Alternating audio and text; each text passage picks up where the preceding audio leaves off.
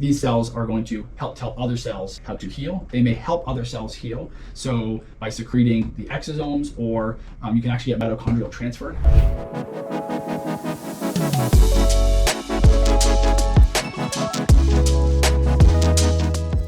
There was a study that looked at intradiscal injection of MSCs, and they used a tracer. So they basically a staining agent into MSCs that they re-injected back into the patient, because they were trying to look at, okay, when we eventually take this disc out, if we ever need to, so doing a disc replacement or a fusion or anything like that, will there still be cells that are stained, showing that those cells and continued on, or their progeny lived and continued on.